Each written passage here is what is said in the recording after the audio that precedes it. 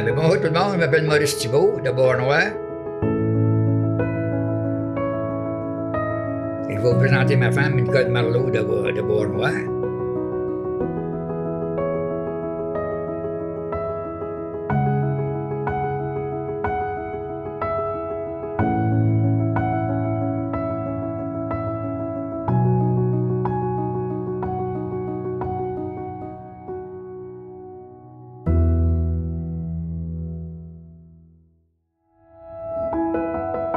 Je vais essayer de vous présenter où je viens. Moi, j'étais un Thibault qui est né à Beauharnois en 1941, moi et mon frère jumeau, Jean-Marc. Et je vais vous faire une petite descendance vite de la famille des Thibault. Nous, on est les premiers Thibault chez les batteurs de Beauport en 1625 à peu près. M. Thibault en question, il a bondi. Puis lui, ce Thibault-là, il a eu des enfants, puis là, nos ancêtres, c'est Guillaume Thibault de Beauport, qui sont éparpillés un peu partout à travers la province au complet, même au Nouveau-Brunswick, dans l'Ouest, à différentes places. Mon père, il est né à Saint-Antoine-Abbé, pas loin d'ici. Hector, mais là, je vais vous présenter ça vite, parce que c'est une grosse famille. Il était à 10-12 enfants, et il avait donné une idée, ils allaient avoir des noms de vieux, pas à peu près, là. Zénaïde, la plus vieille. Mon oncle Willy, qui est resté à Verdun, qui est un ébéniste. Angelina, qui est restée à Armstown. Florestina, ma tante Florestina, qui demeurait à Churubusco, dans l'État de New York. Là, après ça, il y a eu 3 enfants qui sont morts dans les années de 1895, de 1900, là. La variole qui appelait ça dans ce temps-là. Puis après ça, il y a eu Dalma, qui est mort à 4 ans. Puis Caroline, 2 ans, qui est morte aussi à 2 ans. Caroline et Emma, 2 jeunes filles qui sont mortes à 2 ans, encore pareil de toute la variole, ces affaires-là. Puis après, il y avait mon oncle Arthur, qui restait dans le bout de Sherry, New York. Ma tante Rosalba, la sœur de mon père, qui était à Rochester, New York. Je vous donne tous des noms de familles un peu plus loin, de villes un peu plus loin. Puis après, il y avait un amant Duquette, qui était adopté par ma grand-mère Thibault, parce que sa sœur est morte à naissance. Lui, c'était un Duquette que ma grand-mère Riendo a adopté. Après ça, il y avait mon père Hector. Puis Cordelia, ma marraine, du côté américain. Ma mère, c'est une Riendo de Sainte-Clotilde. Les grosses familles de Riendo, les maraîchers un peu partout. Après ça, Sullivan. Ma grand-mère Riendo, c'est Mary Sullivan. C'est des Sullivan qui parlaient quasiment pas français. Là. Vous comprenez quelque chose, là. Elle avait de la misère à casser le français. Puis il y a grand-père qui s'appelait Edmond. Puis Edmond, lui, c'était un séparatiste 75 ans avant le temps. Il dit, ma vieille, toi, tu vas apprendre à parler français. Moi, je ne parlerai pas anglais. Fait que ça a fait du monde. En tout cas, quand on dit, on est fermé des fois. Fait que, lui, c'était une grosse famille aussi. Là. Il y avait... Marguerite, c'était la plus vieille, c'est Riendo, ça, du côté de ma mère. Ma tante Alice, mon oncle Jean-Louis. Jean-Louis Riendo, là, à Sainte-Martine, là, avec la grosse famille de Riendo qui avait 12 enfants, que probablement que tu dois connaître, toi. Ma tante Cydia. Après ça, mais Frédéric, il est mort né à la naissance. Ma mère, Lucille. Thérèse, qui était Thérèse en plaque, qui est décédée après 30 ans. Mon oncle Zénon, il est mort, lui aussi, de tuberculose, à l'âge de 20 ans. On recule loin, on recule dans les années 1935, 40-45 à peu près. Là.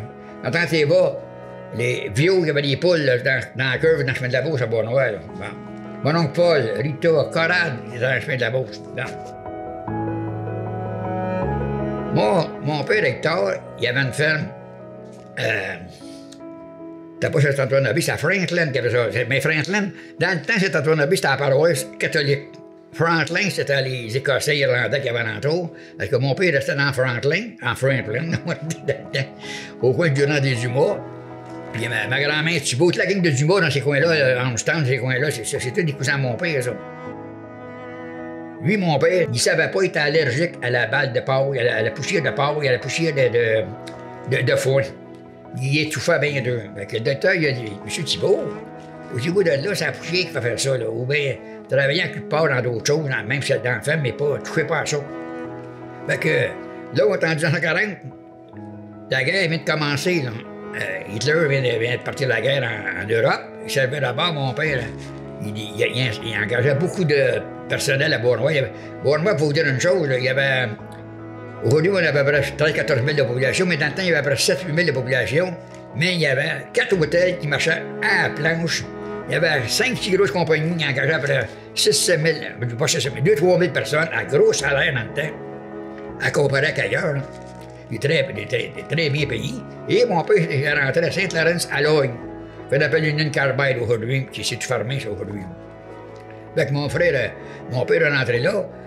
Puis comme c'était de la poussière humide, il n'a pas de misère à respirer. Il a fait 15 ans, là. J'ai ramassé en 1956 avec du silicone sur les poumons. Plus capable de respirer, il tombait en terre partout. En tout cas, il a tout bout de l'âge à l'homme, naturellement. Puis dans le temps, il n'y avait pas d'assurance maladie, là. Va-t'en chez vous, arrange-toi tes troubles. Puis mon père commençait juste à bien, financièrement, à bien aller. Parce que là, nous, on était au monde. Moi, à 41, moi, je suis au monde. René, au monde en 35. Robert en 38. Moi et mon frère jumeau en 41. En 46, mon frère Réal et ma petite sœur Ginette est née en 1947, 48, dans ces bouts-là. Et là, ben, mon père avait terminé à bout à tellement prendre dessus qu'il avait vendu sa maison à Sainte-Catherine à un bon prix. Puis après, il a bâti 2 maisons où il y a à Pétanque aujourd'hui, à Bournois. Au bord de la rue, il y a 2 maisons, c'est les maisons que mon père a bâties. Puis là, il est tombé malade. En tombant malade, il a eu, financièrement parlant, là, on n'a jamais manqué de rien. On est venu très pauvre. Dans le sens, je veux dire, là, sans manquer de manger. On était chanceux parce que mon oncle Willy, qui était charpentier menuisier à Verdun, il avait donné un coup de main à mon père à bâtir ces maisons-là, puis il s'est ramassé avec une maison avec des colliers en fonte. On n'a jamais manqué de chauffeur, on n'a jamais manqué de manger. Mais c'était serré. C'était là, c'était pas pauvre, mais il n'y avait pas de fluff-là pour aller. Là, on a vieilli tranquillement, pas vite. Le René est parti, il s'est marié, il s'en allait aller. René, hey, on recule des choses. René avait 17 ans, va voir le curé avec un faux baptistère, il donne un vin à ce temps-là. Il ramasse un faux baptistère, il venait à bout de rentrer à l'Alcan à 17 ans, puis ça prenait 18 ans majeur pour y rentrer là. Il est rentré avec un faux baptistère. Robert travaille dans un garage d'Anjou, où ils sont les pompiers, il faut doit Châteauguay. C'était un garage d'Anjou dans le temps. Robert travaillait dans la mécanique. Puis après ça, il a embarqué sa construction comme Aaron Walker, là, un gars de fer qui appelle charpente de scie, l'affaire à même. Il s'est promené pas mal partout. Il virait partout au Canada. Parce qu'il était en Nouvelle-Écosse, puis il était à bien des places, là, en tout cas. Il a fait beaucoup de chemin, il s'est fait beaucoup de promener. Puis moi, entre-temps, moi et mon frère jumeau, ma mère nous avait envoyé, René était passé 2 ans ce côté américain pour apprendre l'anglais à 14-15 ans. Quand il est revenu ici, il parlait 2 langues. Mon frère Robert, lui, ma grand-mère Oriendo, Mary Sullivan, ceux qui ne savent pas cette Clotilde dans les années 50-60, il y avait des écoles anglaises, un instant, catholiques, irlandaises catholiques. Si t'as pas été catholique, t'as volé là, hey, le curé de la Christie de voir l'église. Fait que Robert était là une couple d'années, il a appris l'anglais lui aussi. Fait qu'il s'est revenu par ici. Puis après ça, il s'est levé de bord. Moi, mon frère jumeau, c'était un escorte américain. Puis là, Jean, lui, on était en 4e année au collège. Là, vous recule, hier, je regardais des portraits, puis mon frère jumeau était en 4e année à Bournois, au collège, à côté ici, là. Puis moi, puis là, ma mère a dit, hey, Jean, tu t'apprends l'anglais? Elle dit oui. Fait que Jean est parti en 4e année, ici à Bournois. Par la première mois d'anglais, il a traversé les lignes. Elle dit, là, dans le temps, mon oncle Léo, il avait encore ses vaches, il n'avait pas tout perdu à court. Fait qu'il était travaillé là pour lui donner un coup de main. Imaginez-vous, en 1956, mon frère Jean, là, il gagne 15-20 par semaine, nourri, couché, puis il va à l'école. Châteauguay Central Schools, ça, c'est les premiers polyvalents, 35 ans avant nous autres. Là. Il y avait des polyvalents à Châteauguay, New York.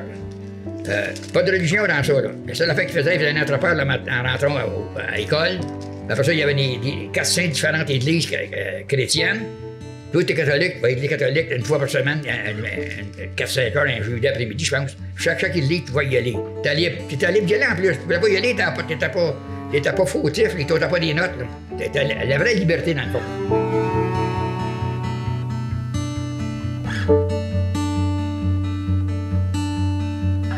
Monsieur virait de bord, après ça, moi, ma mère a dit, Maurice, je vais t'aller rejoindre ton frère jumeau. Apprendre l'anglais. Moi, là, je suis un alcoolique, ça fait 54 ans qui ne consomme pas aucun alcool, aucune drogue, aucun rien, pas de jeu, pas tout. Bon. Mais dans le temps, je ne sais pas, là, j'étais en train de développer ma maladie mentale. Parce que une maladie mentale, l'alcoolisme, ceux qui ne savent pas, là. T'es pas fou, là, mais je raisonne mal. Bon, je comprends, là. Bon. Mon frère jumeau, qui n'est pas alcoolique, il prend 3 bières, il a plus soif. Moi, je touche une bière, je suis parti sur la brosse. Ben, comme moi, je m'en vais du côté américain, au bout de 3-4 mois, je sais pas pourquoi, j'ai pas eu une carotide aiguë, mais je suis revenu.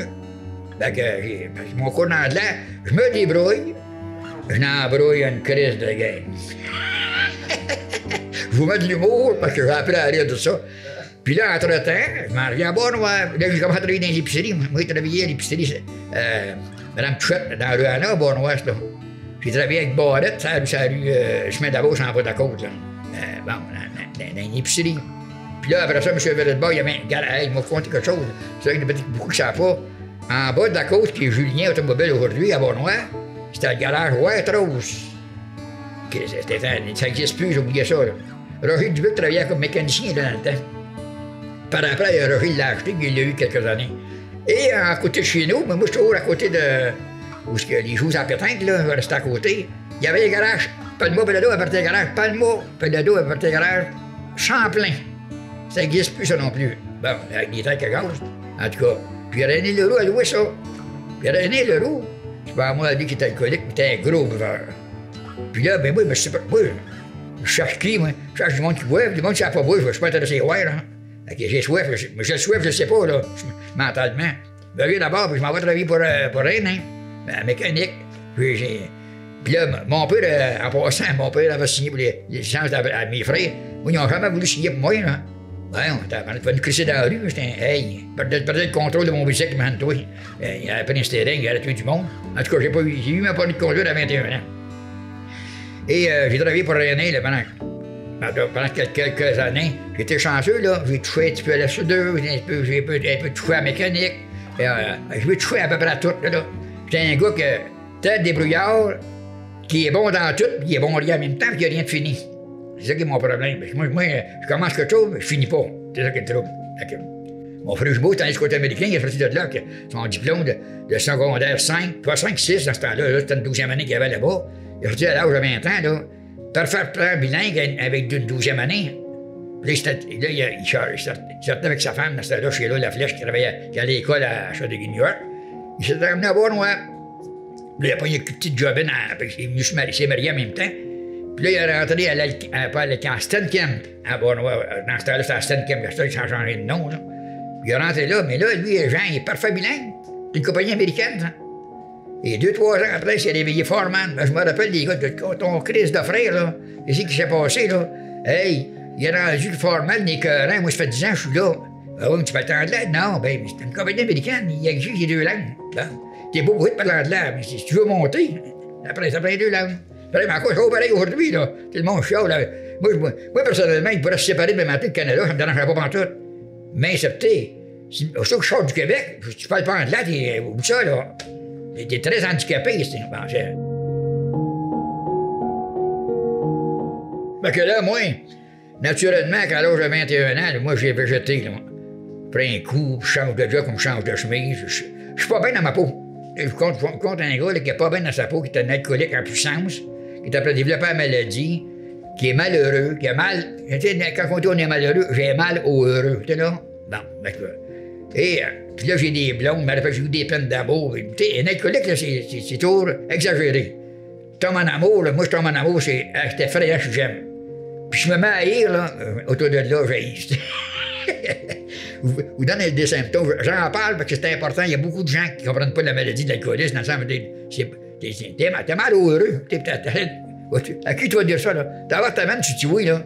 Hey, les gars, oui, je suis malheureux. Hey, amène une grosse bière, ça presse. Bon. Le mal, il soigne avec ça. Bon, OK. Entre-temps, j'ai rencontré une femme, qui est une très bonne femme, une très bonne famille, qui est mon petit Bournois.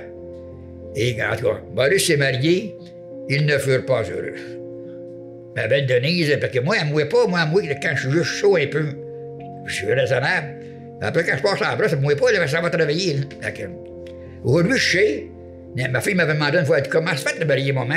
Je vais te le dire pourquoi j'ai marié maman. Ça ne me dérange pas de vous le dire à la caméra, c'est pour expliquer le côté mental de la maladie. Moi, je ne me suis pas rendu compte, j'ai fait ça inconsciemment. Denise a travaillé à Dompteur à Bois-Noir. Paye après les meilleurs salaires qu'il n'y a pas au Québec, et Mouna Papier, dans le temps. Très bon job. Fait que moi, là, je passe à la Rumba parce que je suis marié, là.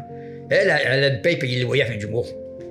Ils m'ont dit comment j'avais des problèmes. Dans 2 ans de mariage, on a déménagé 4 fois pour on paye notre loyer. Maurice a des problèmes de comportement, puis il ne sait pas.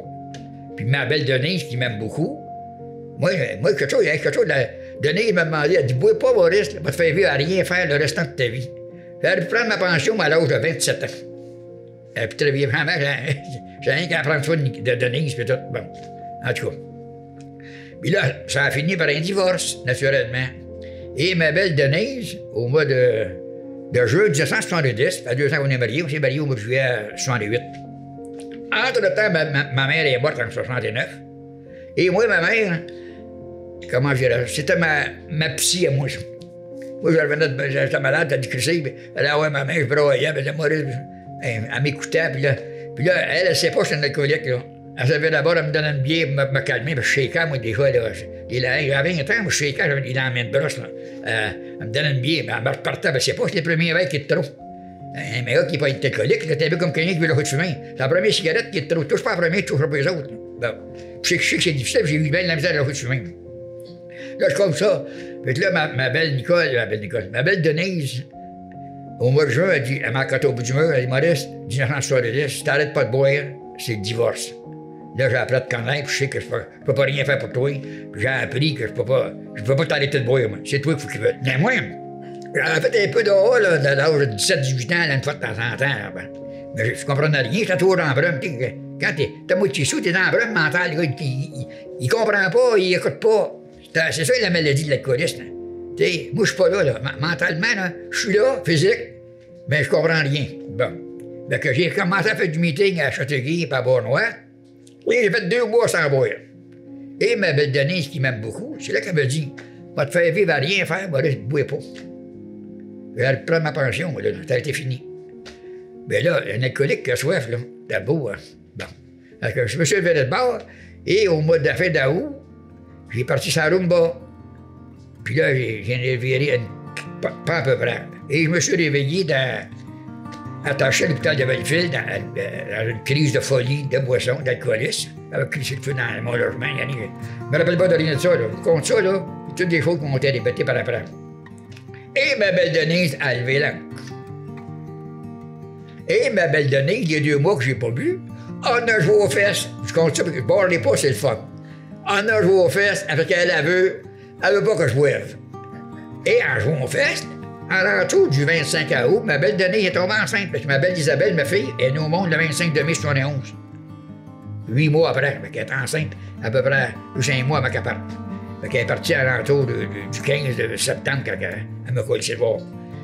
Puis là, moi, je sors de l'hôpital. Puis là, un de mes parents d'un haut vient me voir, qu'est-ce qui t'est arrivé, Maurice? Je sais pas. Ouais, mais touche pas à ton premier verre, Maurice. Touche pas à ta première poivre de boucan. Touche pas à rien. Lâche tout ça, là. Ouais, mais Eugène, fais du meeting, Maurice. Fais du meeting. Viens apprendre le programme. Viens apprendre à arrêter de consommer et être heureux sans consommer. Mais ça ne sera pas du jour au lendemain, Maurice. Après, ça va prendre du temps. Ouais, mais il va faire mes parties, puis je peux regarder. Maurice, tu ne pouvais pas pour aujourd'hui. Elle va revenir. C'est des menteurs. Puis, ben, il me vendait de l'espoir, hein. Fait que moi, je suis à la grosse dépression, là, fait qu'elle est partie. Puis là, je ne bois plus, là. Je ne veux plus boire, mais je veux qu'elle revienne. Fait que je suis en dépendance. Là, je viens de lâcher la dépendance d'alcool, je suis en dépendance affective, là. Quand on dit qu'il y a des alcooliques qui dépendent dans tous les domaines de ma vie, là. Il y a de cigarettes, n'importe quoi. Là. En tout cas, pour faire une longue histoire à cause de ça, pour ne pas toute la journée là-dessus. J'ai arrivé à Noël, là, ça faisait 3 mois que je ne dormais pas. J'étais à première fou. J'étais à faire un sevrage à jeun. Plus de pilules, plus de boissons, plus de potes, plus rien pantoute. J'ai tout lâché. Mais naturellement, que Maurice, il se prévène puis shake, hein. Prends un café, là, ou ça, j'ai tout à terre. Puis là, je fais du meeting là, je vois plus bien numéro de téléphone, m'appelle des gars pour m'aider, en tout cas. Il était chanceux, il y avait un paquet de monde qui m'ont aidé à essayer de m'en sortir. Et j'étais, dans tout ce bébé-là, tranquillement pas vite, j'ai reçu les papiers de séparation, de divorce, là. J'avais reçu les papiers de séparation. Dans le dos prêtait un papier de divorce. Oh boy, ça ne reviendrait plus, là, c'est vrai. Là. Le Maurice, non, Maurice, c'est pour aujourd'hui. Il se fait, quand je te parle, ouais, mais demain, dans 3 mois, Maurice, aujourd'hui, c'est aujourd'hui que ça se passe. Là, tu as pas filmé, c'était chez nous, aujourd'hui, c'est aujourd'hui, là. J'ai 83 ans, je suis à Bournois, c'est aujourd'hui, c'est pas demain. On va rien faire pour demain, je sais même pas où mettre la vie. Apprends ça, Maurice, là. Hier, arrête de te battre avec hier, tu peux pas rien faire. Pardonne-toi des niaiseries que t'as faites hier, puis c'est tout. Tu peux pas rien faire autre chose que ça. Bon. OK. Et là, j'ai vieilli, moi, là. Au printemps, mon frère Robert, qui avait travaillé sa construction, il avait un poignet gros contrat, il était surintendant pour la piscine convoyeur. Il s'en va installer des convoyeurs et des tables tournantes à l'aéroport. Les premières tables tournantes qu'il y a eu à l'aéroport en 71, 72. Ben lui, était surintendant, il venait à bout de me faire rentrer dans la construction avec lui. J'ai tombé avec des très bons salaires, puis je ne bois pas. Quand tu ne bois plus, il en reste, là, hein? Moi, la paye, quand je pouvais, la paye à l'arrivée, je la devais déjà. Parce que là, je ne bois plus, je prends dessus financièrement parlant. Il venait à bout de m'acheter un char. Je m'en travaillé pour mon frère Robert, j'ai travaillé après 2 ans. Puis quand le contrat était fini à l'aéroport, mon frère Robert, il s'est en allé pour Air Canada. Il a fait toute sa carrière à Air Canada jusqu'à temps qu'il prenne sa pension il y a quelques années.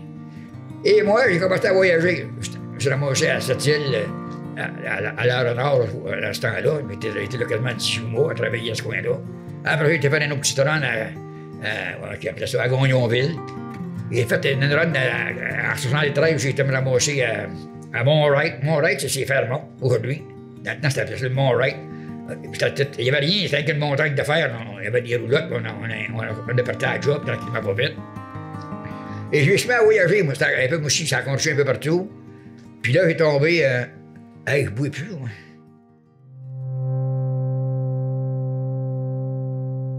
Là, ce qui arrive, là, en parlant, comme mon frère René travaillait à Letcan, bon, et lui, en 55, il y avait eu un été là, à Letcan, là, il avait perdu à peu près 100 employés tellement qu'il avait fait chaud. Le monde tombait à terre sans connaissance par rapport à la chaleur, tellement qu'il faisait chaud. C'est pas comme aujourd'hui, il n'y a pas trop. C'était à ciel ouvert, là, puis il faisait 200 degrés à côté, là, il fondait. Là. Donc, il y avait perdu une centaine d'employés qui ont lâché la job et qui étaient après crevés. Et mon frère Alain s'est acheté un taxi de 55 à 60. Il faisait du taxi au Capitole dans le temps, à Bournois. Et en 60, quand ils ont parti les postes, le bureau de poste a parti les facteurs à Bournois. Et René, c'était les facteurs.